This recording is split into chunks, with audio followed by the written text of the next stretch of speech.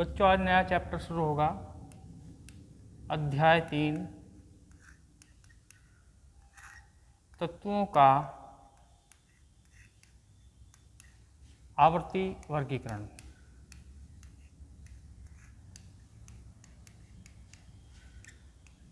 एवं गुणधर्मों में आवर्तिता।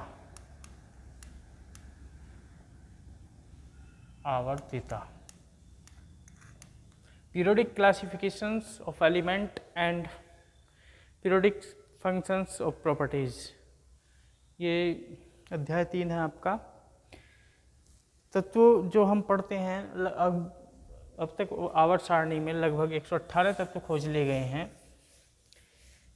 इन 118 तत्व जो खोजे गए हैं उनको एक सारणी में रखा गया है जिसको आवर्त सारणी कहते हैं। इनका वर्गीकरण किस तरह से करके वो सारणी बनाई गई है उसके बारे में बताया जाएगा। जो प्रारंभिक आवर्त सारणियाँ थी वो आपके सिलेबस में नहीं है, तो केवल जो आधुनिक वर्तमान आवर्त सारणी है, बोहर की आवर्त सारणी, उसके बारे में ही आपको बताया जाएगा, केवल वही आपके सिलेबस में है। तो सबसे पहले इससे पहले एक नियम है, आधुनिक आवर्त नियम, मॉडर्न पीरियडिक लॉ। ये मोस्टली नाम के वैज्ञानिक ने दिया था। जो पहला आवर्त नियम था जिसको मूल आवर्त नियम कहते थे वो मेंडलीफ ने दिया था। मेंडलीफ का जो आवर्त नियम था वो परमाणु भार के आधार पर था कि तत्वों के आवर्ती गुण उनके परमाणु भारों के आवर्ती फलन होते हैं। इसका मतलब ये था कि जैसे जैसे तत्वों का परमाणु भार बढ़ता है तो एक निश्चित अंतराल के पश्चात समान गुण वाले तत्व प्राप्त होते हैं। आवर्ती शब्द का जो मतलब है यहाँ पे, जैसे आवर्त गति पढ़ते हैं वही आवर्ती शब्द का यहाँ पे मतलब है। जैसे घड़ी की सुई है सेकंड वाली, तो 60 सेकंड में अपने पथ को वो दोहराती है। मिनट वाली 60 मिनट में दोहराती है। इसी तरह से जो घंटे वाली वो 12 घंटे में अपने पथ को दोहरा देती है, यदि हम देखें तो। इसी तरह से आवर्त नियम दिए गए। पहला आवर्त नियम दिया मेंडलीफ ने, पर वो जो है गलत साबित हो गया। उसके बाद मोर्सले ने आधुनिक आवर्त नियम दिया, और मोर्सले के आधुनिक आवर्त नियम देने के बाद मेंडलीफ ने जो अपनी मूल आवर्त सारणी दी थी उसमें संशोधन हुए बार बार। और पहला संशोधन जब आया तो वो फिर परमाणु क्रमांक के आधार पर बनाई गई आवर्त सारणी, ना कि परमाणु भार के आधार पर। और उसके बाद फिर यह देखा गया कि तत्वों के जो इलेक्ट्रॉनिक विन्यास हैं, यदि समान इलेक्ट्रॉनिक विन्यास है तो समान गुण वाले तत्व प्राप्त होते हैं। तो इलेक्ट्रॉनिक विन्यास के आधार पर जो आधुनिक आवर्त सारणी है, बोहर की आवर्त सारणी, वो बनाई गई। उससे पहले आधुनिक आवर्त नियम मोस्टली ने दिया परमाणु क्रमांक के आधार पर। इस नियम के अनुसार तत्वों के भौतिक व रासायनिक गुण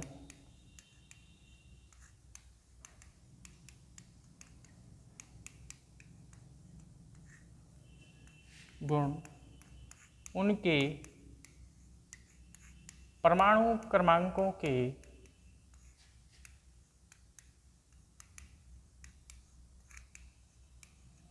आवर्ती फलन होते हैं। यानी ये नियम परमाणु क्रमांक के आधार पर दिया गया, परमाणु भार की जगह पर। इसका मतलब ये है कि जैसे तत्वों के परमाणु क्रमांक बढ़ते हैं, पहला परमाणु क्रमांक है हाइड्रोजन का, उसके बाद जैसे जैसे परमाणु क्रमांक बढ़ते हैं तो एक निश्चित अंतराल के पश्चात समान गुण वाले तत्व पाए जाते हैं। इसका अर्थ यह है। और इसके आधार पर फिर जो मेंडलीफ की मूल आवर्त सारणी थी उसमें संशोधन किया गया, जिसको कहते हैं संशोधित आवर्त सारणी। उसमें भी दोष रह गए थे, उन दोषों को दूर करने के लिए फिर आधुनिक आवर्त सारणी बताई गई, जो कि इलेक्ट्रॉनिक विन्यास के आधार पर बनाई गई थी, जिसको हम दीर्घाकार आवर्त सारणी भी कहते हैं। इसे नील्स बोहर की आवर्त सारणी भी कहते हैं, क्योंकि यह आवर्त सारणी बोहर के परमाणु मॉडल के पश्चात अस्तित्व में आई थी और उसको बनाने में बोहर का भी योगदान था। बोहर, बरी तथा रैंग, इन तीन वैज्ञानिकों ने मिलकर के इस आवर्त सारणी को बनाया था और इस आवर्त सारणी का मुख्य आधार था कि समान इलेक्ट्रॉनिक विन्यास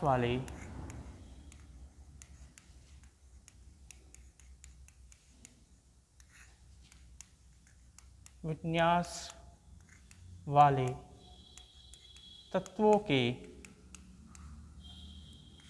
गुण समान होते हैं।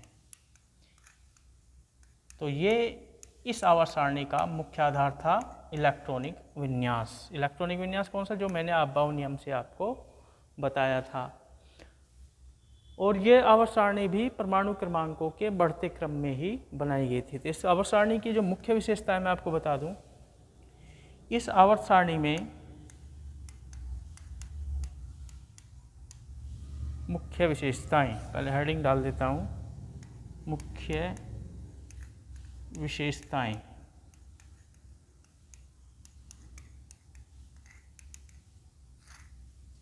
इलेक्ट्रॉनिक विन्यास क्या है? मुख्य आधार। मुख्य विशेषताएं, इसमें 7 क्षैतिज पंक्तियां,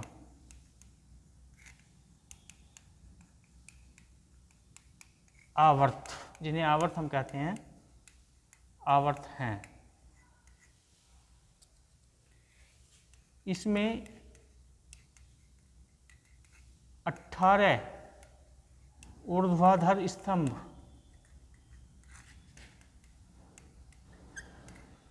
यानी समूह या वर्ग भी जिनको कहते हैं, समूह हैं। इसमें तत्वों को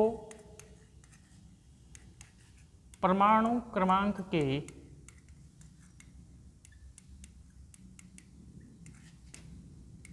बढ़ते क्रम में रखा गया है, बढ़ते क्रम में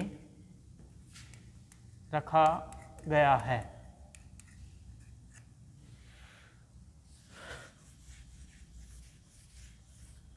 नंबर 4,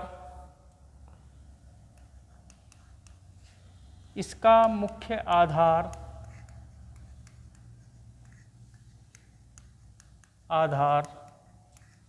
इलेक्ट्रॉनिक विन्यास है।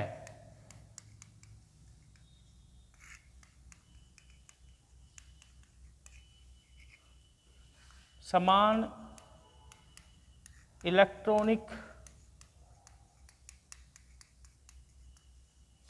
विन्यास वाले तत्वों को, नंबर 5, ये समान समूह में रखा गया है।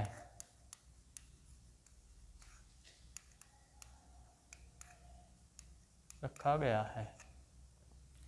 नंबर 6, जिन तत्वों के इलेक्ट्रॉनिक विन्यास समान हैं, उनके गुणों में भी समानता पाई जाती है। समानता पाई जाती है। और नंबर 7, इलेक्ट्रॉनिक विन्यास के आधार पर इसको 4 ब्लॉक में बांटा गया है। इलेक्ट्रॉनिक विन्यास के आधार पर लिख लेंगे इसे 4 ब्लॉक में बांटा गया है। कौन कौन से ब्लॉक? एस ब्लॉक के तत्व, बी पी ब्लॉक के तत्व, सी डी ब्लॉक के तत्व और F C D F block के तत्व।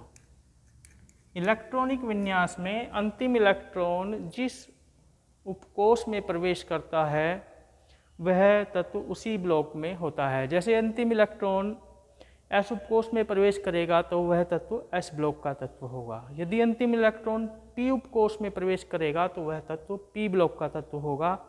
यदि अंतिम इलेक्ट्रॉन डी उपकोष में प्रवेश करेगा तो वह डी ब्लॉक का तत्व होगा और अंतिम इलेक्ट्रॉन एफ उपकोष में प्रवेश करेगा तो वह एफ ब्लॉक का तत्व होगा। इस तरह से ये 4 ब्लॉक में बांटे गए हैं। एस ब्लॉक के तत्व प्रबल धातु तत्व होते हैं। ये क्या हैं? प्रबल धातु तत्व।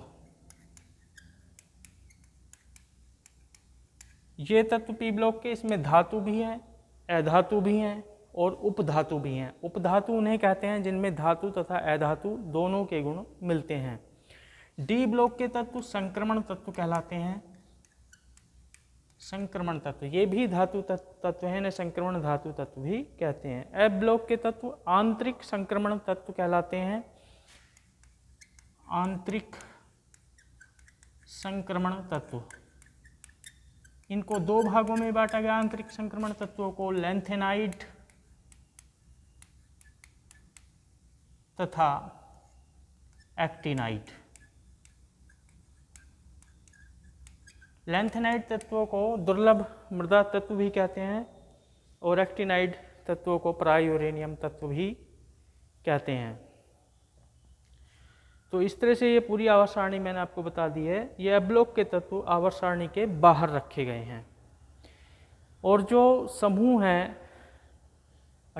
इसमें कितने समूह हैं? 18 ऊर्ध्वाधर स्तंभ हैं जिन्हें समूह कहते हैं, मैंने बताया था अभी।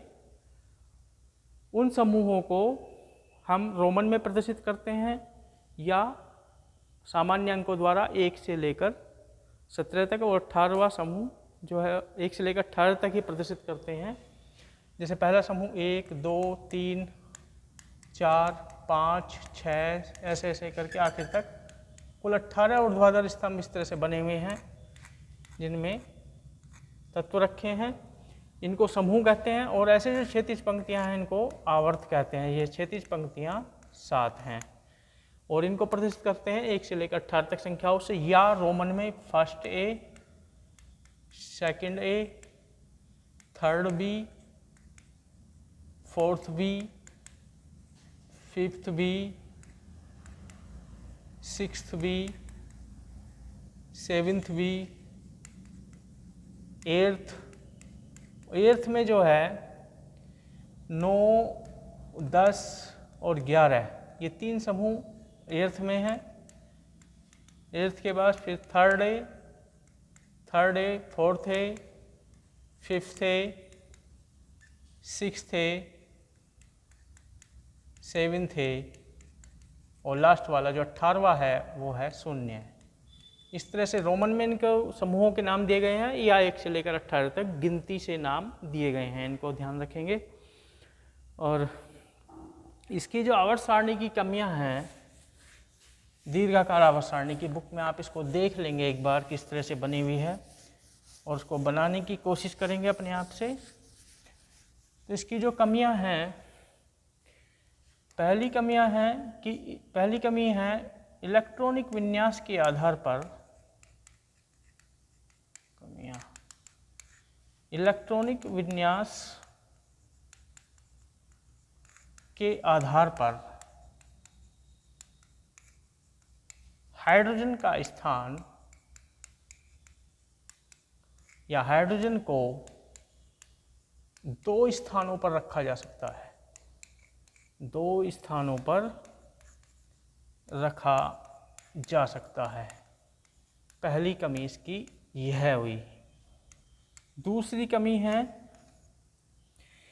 जो 8वां समूह है, 8वें समूह, रोमन्स में लिखेंगे ऐसे, 8th समूह को 3 समूहों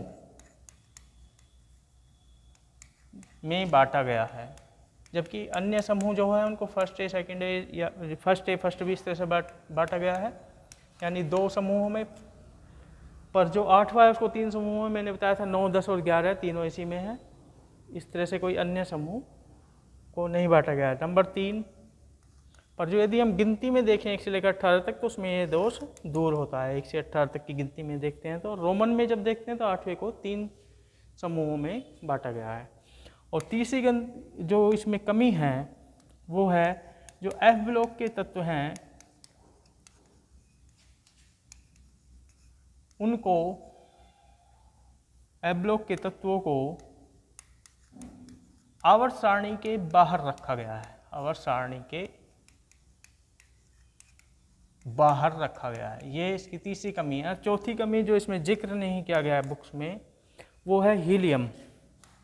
जो हीलियम है इसका इलेक्ट्रॉनिक विन्यास है 1s2, यानी ये s ब्लॉक में होना चाहिए, सेकंड a में होना चाहिए इलेक्ट्रॉनिक विन्यास के आधार पर इसको शून्य समूह में रखा गया है। तो हीलियम को इलेक्ट्रॉनिक विन्यास के आधार पर